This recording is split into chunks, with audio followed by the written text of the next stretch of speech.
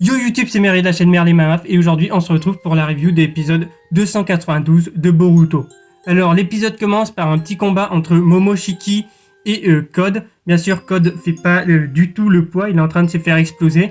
Donc qu'est-ce qu'il fait? Eh ben il prend Kawaki en otage. Bien sûr on sait que Momoshiki a besoin de Kawaki puisque Kawaki va servir de sacrifice à Jubi pour créer l'arbre divin. Donc Momoshiki va inventer une nouvelle variante de Rasengan, ça s'appelle le Rasendan, et donc il compresse au maximum le Rasengan, puis le tire sur Code un petit peu comme un pistolet. Du coup, il réussit à libérer Kawaki et il commence à emmener Kawaki avec lui.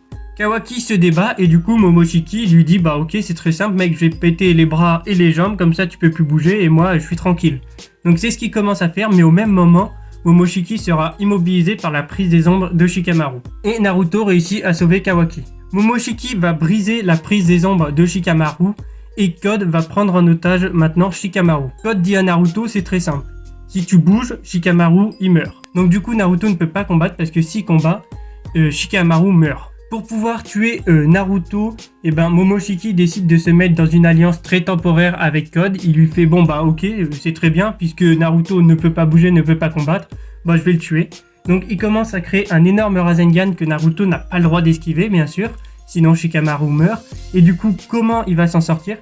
C'est Kawaki qui va éveiller à nouveau son Kama. En fait faut savoir que Amado avait déjà remis les informations du Kama en Kawaki, et que donc il suffisait juste à Kawaki d'avoir un déclic pour que son Kama s'active à nouveau. La différence avec l'ancien Kama, c'est que ce Kama est vide, il ne contient pas l'âme de Ishiki, donc ce Kama n'est juste qu'une arme en fait. Donc du coup Momoshiki et Kawaki vont se battre. On voit un truc dans le combat déjà, c'est que Kawaki a l'œil d'Ishiki, ce qui lui permet de faire exactement toutes les mêmes techniques que lui.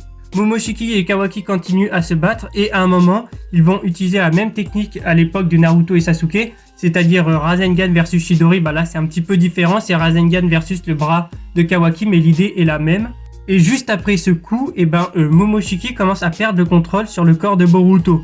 Ça, Kawaki le remarque et du coup, il va utiliser la technique pour planter les pieux dans le corps de Boruto. Pour l'achever, il va faire apparaître un cube géant et il va essayer de l'écraser comme ça. Mais Naruto décide quand même de bouger et il sauve la vie de Boruto. Alors, pourquoi du coup Code ne va pas tuer Shikamaru? Bah c'est très simple en fait, c'est que Code a aussi besoin d'un sacrifice. Le problème c'est que lui il ne peut pas sacrifier Kawaki et que donc il y a là que Boruto.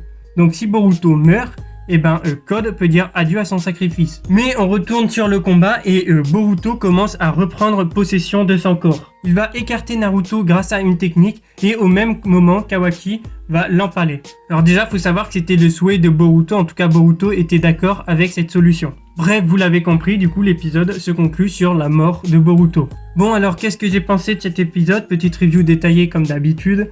Alors on va commencer par le point de la réalisation. La réalisation est vraiment bonne, il y a de très bonnes idées, il y a de très beaux plans.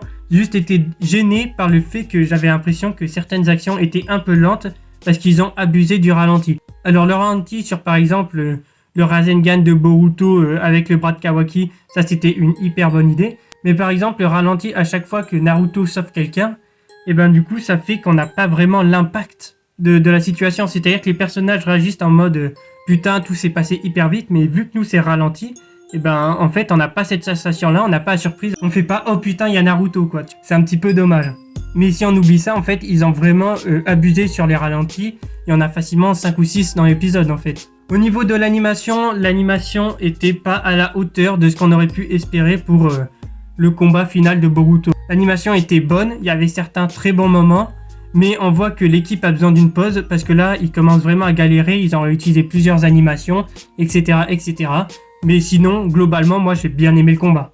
Au niveau des musiques, comme d'habitude, il n'y a rien à dire. Je me demande juste pourquoi ils n'ont pas mis une nouvelle OST pour la mort de Boruto. Peut-être qu'elle arrive dans l'épisode prochain. Bref, j'ai très hâte de voir ça. Et au niveau du scénario, vraiment faire mourir Boruto, etc. C'est vraiment une très bonne idée. La manière dont Kawaki a récupéré le Kaba, c'est très bien. Les rajouts dans le combat par rapport au manga, enfin tout est très bien. Bref, c'était globalement un très bon épisode. Je lui mets la note de 8 sur 10. N'hésitez pas à me dire ce que vous en avez pensé dans les commentaires, à vous abonner, à liker. Je vous dis à la prochaine. Allez, ciao.